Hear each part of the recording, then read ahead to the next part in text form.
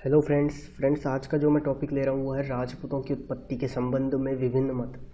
Friends ये topic कोई नया टॉपिक नहीं है, हिस्ट्री का ही एक टॉपिक है। और ये टॉपिक में ये है कि बहुत से इतिहासकारों ने, बहुत से विद्वानों ने अपने अपने मत दिए हैं राजपूतों की उत्पत्ति के संबंध में कि उनकी उत्पत्ति कैसे हुई। सो वही चीज़ आज अपन डिस्कस करने जा रहे हैं। और मैं आपको टॉपिक स्टार्ट करने से पहले ये बता दूँ कि इसके क्वेश्चन आ चुका है, पहले भी मैं आपको दिखा देता हूँ। आप ये देखिए, जो ये 49 क्वेश्चन है, ये जो 49 क्वेश्चन है, पहले तो मैं ये बता दूँ कि ये पेपर जो है, ये पेपर है पटवारी 2013 में जो पटवारी 2016 में जो 13 फरवरी को एग्ज़ाम हुआ था प्री का, उसमें ये क्वेश्चन आया था। और वो क्वेश्चन इसी टॉपिक का है जो मैं आज कवर करने जा रहा हूँ। सो फ्रेंड्स ध्यान से इसको मतलब सीखिएगा इस टॉपिक को। और मैं आपको बता दूं कि जिसने भी अभी तक इस चैनल को सब्सक्राइब नहीं किया है वो इस चैनल को सब्सक्राइब कर ले, क्योंकि मैं एजुकेशन से रिलेटेड वीडियोस लाता रहता हूं जो आपके लिए बहुत हेल्पफुल होते हैं। सो अब मैं टॉपिक स्टार्ट करता हूं। फ्रेंड्स राजपूतों की उत्पत्ति के संबंध में जो विभिन्न मत हैं, इसको मुख्यतः दो भागों में बांटा गया है।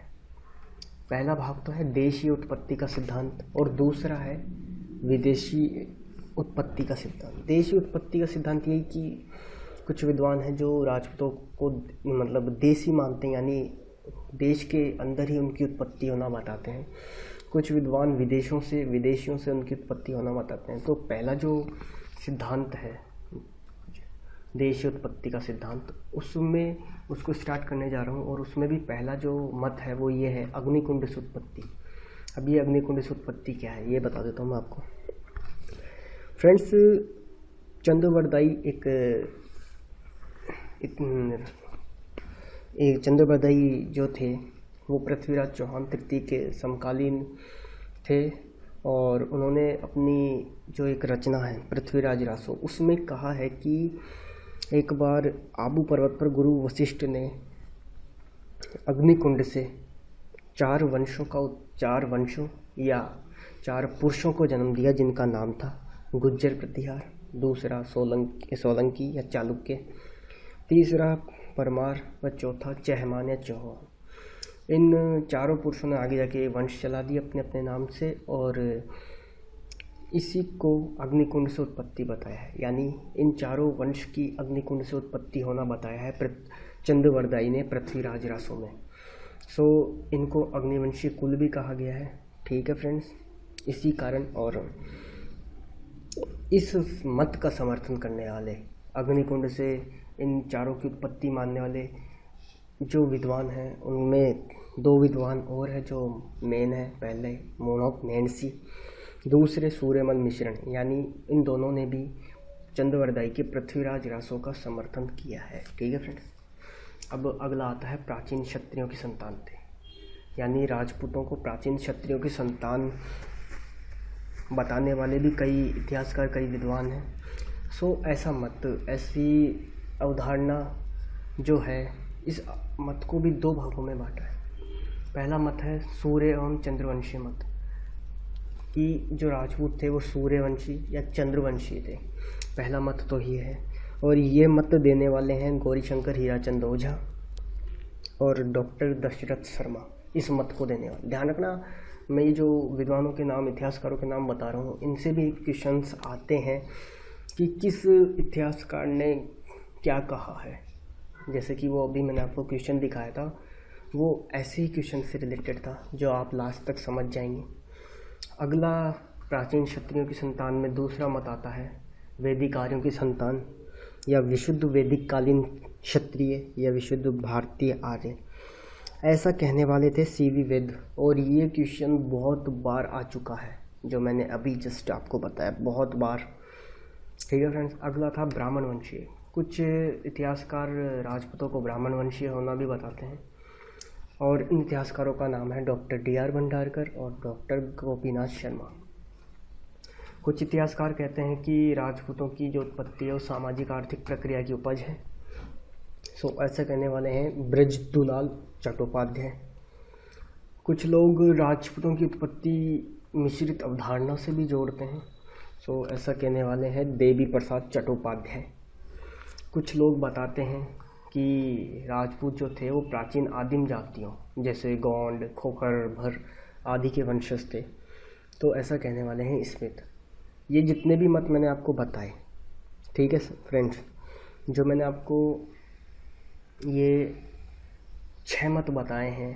पहला मत जो था अग्निकुंड से, दूसरा प्राचीन क्षत्रियों की संतान, उस प्राचीन क्षत्रियों की संतान में भी 2 मत, फिर तीसरा ब्राह्मण वंशीय, चौथा सामाजिक आर्थिक प्रक्रिया की उपज, पांचवा मिश्रित अवधारणा और छठा ये प्राचीन आदिम जातियों वाला।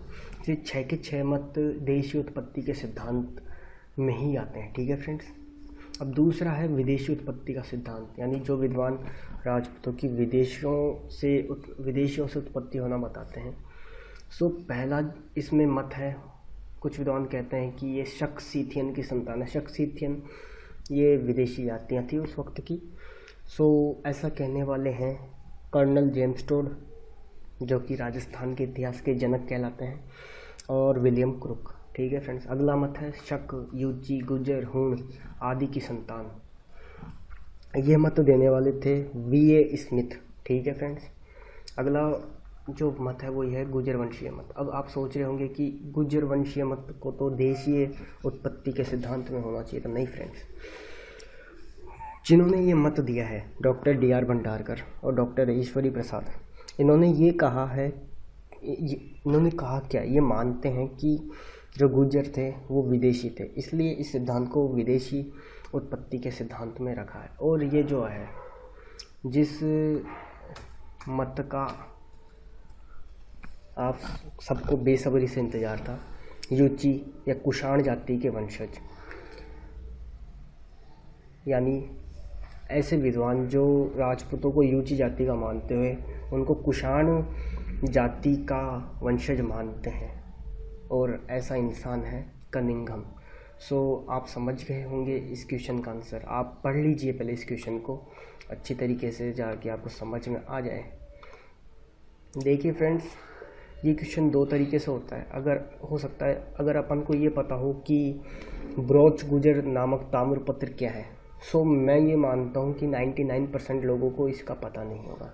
ये क्वेश्चन ऐसे ही हो सकता है अगर लोगों को पता हो कि राजपूतों को यूची जाति का वंशज मानते हुए इनका संबंध कुषाण जाति से किसने जोड़ा है। सो जस्ट मैंने अभी थोड़ी देर पहले आपको क्लियर किया है, और वो इंसान था कनिंघम।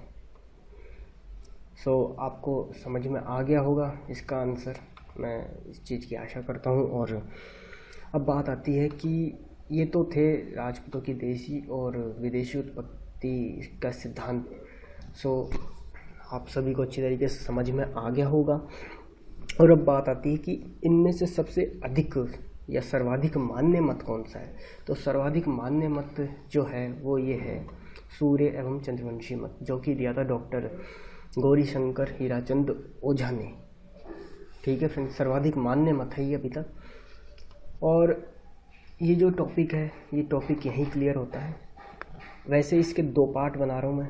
पहले पार्ट जो यहाँ तक ख़त्म हो गया है, सेकंड पार्ट में मैं चर्चा करूँगा कि जो मेवाड़ के गोहिल या सिसोदिया वंश थे, और राठौड़ वंश, और चौहान वंश, और कछवाहा वंश, इनकी उत्पत्ति के बारे में भी कुछ चर्चा करेंगे, जो कि अगले वीडियो में करेंगे।